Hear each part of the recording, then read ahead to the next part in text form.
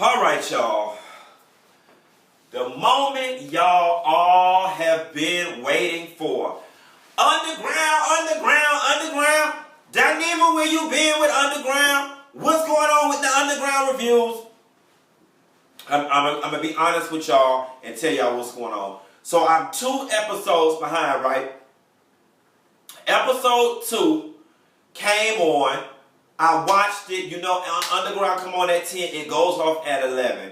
Y'all know that bitch downstairs be calling the rent office on me because I be making noise late at night when I do my videos. And so when episode 2 went off, I came in here, y'all, and recorded a 20-minute video. But I was in there like this. Go Steen, go in and let have.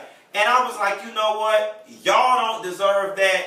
The ancestors don't deserve that. So I'ma just do it again in the morning. The morning came around, life got a hold of me, and I didn't want to just rush and do it like I can do a Love and Hip Hop or a Housewives video. So that, coupled with me trying to get used to my new workflow with this filming schedule, with the blog, long story short, life just got a hold of my ass, coupled with the bitch from downstairs. So then on last week's episode, I think I had to be somewhere, and I didn't even get a chance to watch it. I just watched it. And now we finna go in and let have. Is it me? Or do it seem like the slaves that live where Steve live at, that they got it a little better than the rest of the slaves in the South? Don't get me wrong, I ain't trying to marginalize or trivialize these people grief. But Steve them look like they at the Club Med of slavery, okay? Honey, they got outfits from the Woolworth. They got access to drugs. They got hair wraps. They don't seem to ever be at work, okay? They look like they probably working like nurses. 3 days on, 3 days off. They ain't getting beat as bad as the Southern slaves. So I'm just trying to get an understanding what's really going on over there where they dig out this rice set. And I'm going to tell you another thing. This old bootleg-ass American school system that we've been indoctrinated and better yet miseducated or poisoned, for a better word. Why in all 33 years of my life, I didn't know the slaves picked rice. I don't know if it's picked rice or harvest rice, or scooped rice, or scuba dive for rice. Why I ain't never know that? Girl, according to the miseducation of this Negro, the only thing I knew the slaves picked was cotton and tobacco. I ain't never know them to farm no other commodities. Girl, episode 2 had these girls down in the swampland, in the marsh, honey, down in the wade in the water. I hit my note, bitch. Wade in the water, children. Now, see, I went up too high, girl. I went somewhere I had no control. I went way over there. That's all right, though. Listen. What's love got to do? That's what rock and roll. I'm learning I got all these different voices inside my throat. Yes, God, honey, my singing done got better since I stopped sucking dick in 07. I stopped in 07. I had stopped for a long time. But I just realized I had this going on. Yes. I never knew that. I never knew they picked rice. And I'm going to tell you what episode 2 of Underground did for me. You know, we really do see this one-dimensional view of slavery, which is, you know, they wore potato sacks, picked cotton and tobacco, got beat, lived in slave quarters. Underground has exposed me to a whole nother facet of slavery, which is, you know, the island slavery, the Carolinas, the Geechee culture, the different dialects, the different language, the whole different rituals. Like, I had no idea. And if I just leave it to this American school system, I would have thought slavery only looked like roots, only looked like 12 years a slave. Had no idea that this particular nuance of it all. But bitch, I am curious to know where the hell Steen them getting them fashions, honey. Because they is dressed, honey, all the colorful fashions. I know Woolworth wasn't around back then. I know y'all was picking cotton, but goddamn, was they giving y'all a couple of bushels to make y'all own clothes with? Go off, fashions. And let's get into since we on episode 2, then I'm going to segue into episode 3. Let's get into how that man made that girl drink that stuff to have that abortion, baby. Now, y'all know the girl who induced her own miscarriage, that's Kato's wife. That's Solano Miller's wife. I was down to the Civil Rights Museum a couple weeks ago. Fox did a Shots Fired premiere, the Sanaa Lathan show. And she was actually there. She stars in Shots Fired, a really good show. Y'all need to go watch that as well. She is the mother of the black boy that didn't get justice in Shots Fired. That's Kato's wife. Yes, God, that light-skinned Negro got him an old Michelle Obama piece of fish. Go in and let have, Kato. I had an opportunity to meet Alano Miller as well. Hey, Alano, he was really cool. An old fine piece of brother. A little standoffish, but he cool or whatever. I get it. People all in your face because you on the hottest show or whatever. Kato, is that you? It's me or whatever. I get it. You know, that little light-skinned attitude or whatever. Somebody still ain't told the niggas that they went out of style with I'll Be Sure in 93. But hey, hold on to your love. At any rate, okay, honey, because it's all about Ralph Angel and goddamn Noah, baby. Yes, God, Kofi and Aldous Hodge. I ain't even finna go down that rabbit hole today. But that was something else, how she went and got that poison from Steen, and she wanted to have that miscarriage, and Steen told her that the best thing she could have ever did was have her children. But I'm going to tell you another thing that I'm loving about Underground this season. They is going in there with the subliminal messages, with the domestic violence and the depression. Then they circling back during the commercials with Misha and Amira Bond doing the PSAs. Go in and they have. Who would have ever thought people who lived in the 1800s, okay, would be able to help us with domestic abuse and depression, okay? But it is very poignant. And I'm going to tell you something. Fast forward to current day time. We can fast forward to like Vietnam, the 60s, and current day time. I don't know if y'all remember on episode 2. Was it episode 2 or episode 1?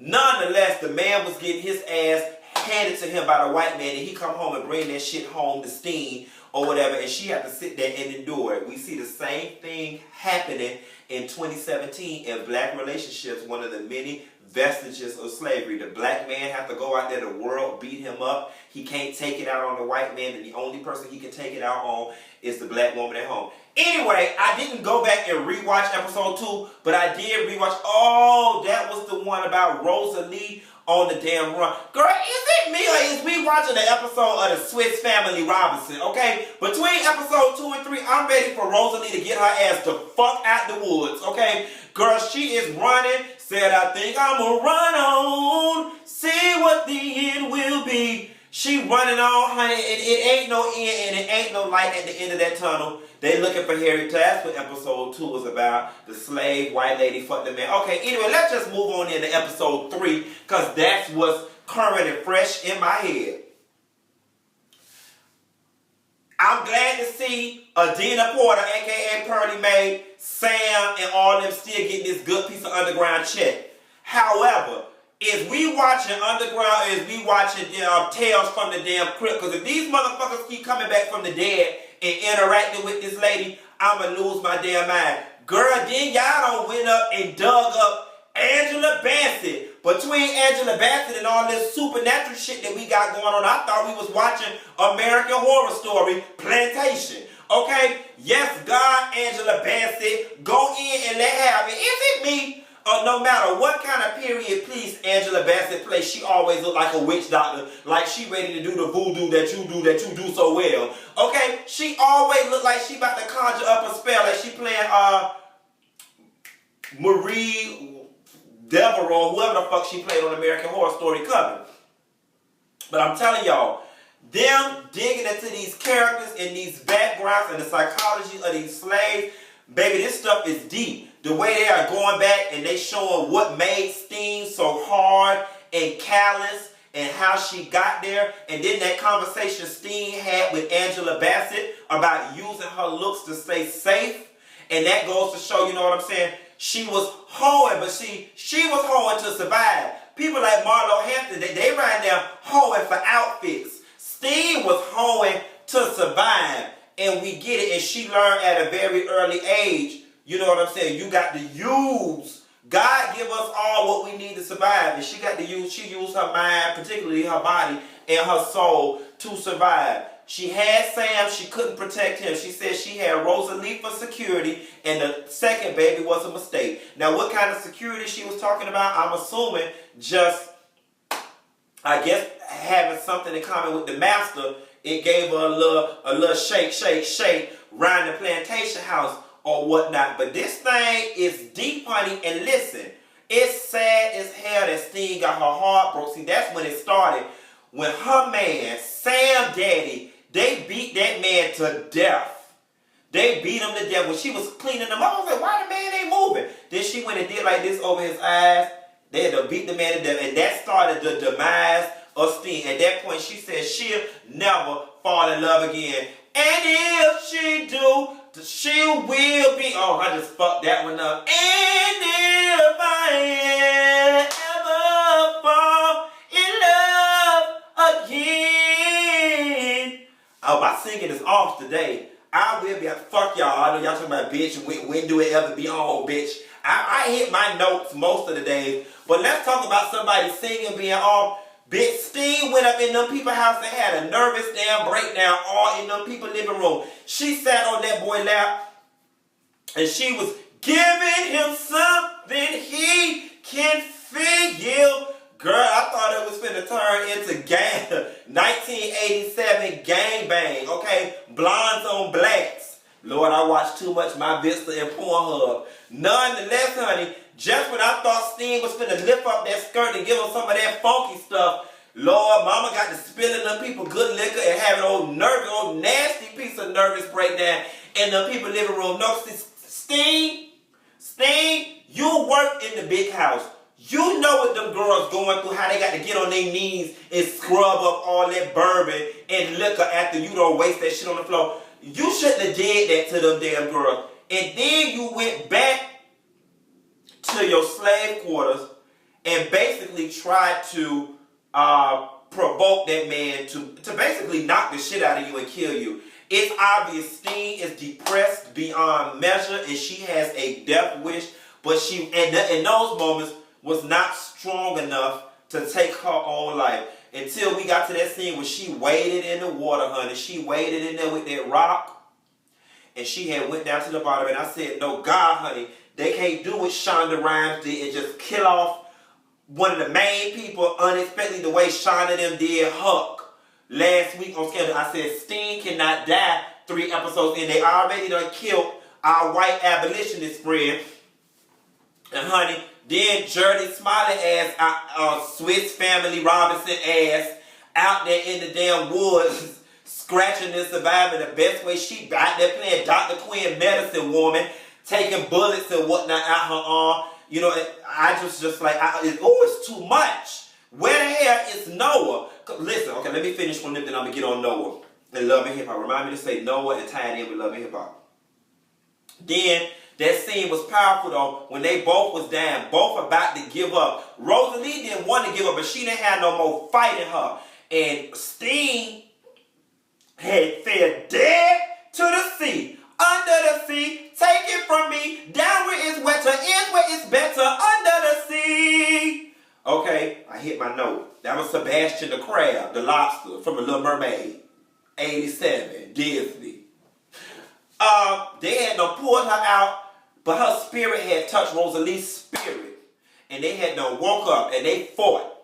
And that Steen mad as fuck because she like, bitch, I wanted to die and y'all out here fucking with me. Let me die in peace. And Rosalee made it to that wagon. Girl, isn't me or Rosalee got saved by a magical horse? How the fuck that horse knew where to go without nobody riding it and whatever. Now y'all know I was ready to see my damn husband out this harsh, honey. Big shoulder, bow leg, broad chest, old, cute, ugly, fine, black, sexy piece of man. Nonetheless, Mama Hodge, I'ma stop lusting over your fine ass son. Anyway, I was like, girl, this shit don't got like Love and Hip Hop. It got so many plots going on. We don't even get to see everybody in one episode anymore. We got all these different damn plots. Underground cast, don't let them do y'all like Mona be doing.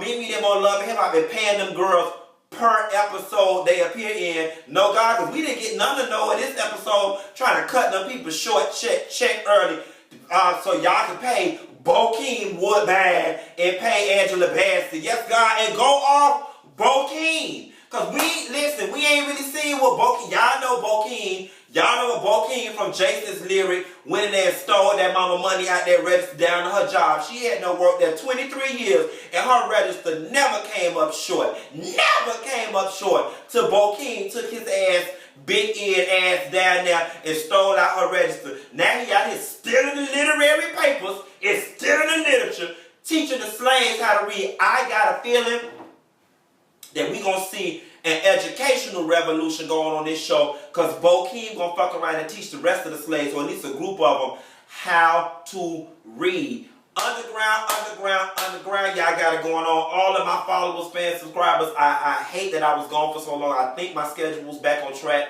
or whatever, so y'all bear with me. I hope I did these last 2 episodes justice, considering the fact that I'm a day late and $1 short, but I just could not allow another episode of Underground to come on tonight with me being 2 episodes behind. So y'all, be sure to like this video, subscribe to my page, that way y'all will get the notifications every time I upload a video.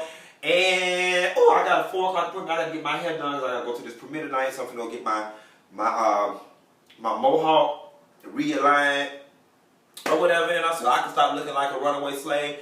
And I'll talk to y'all later, girl. Bye.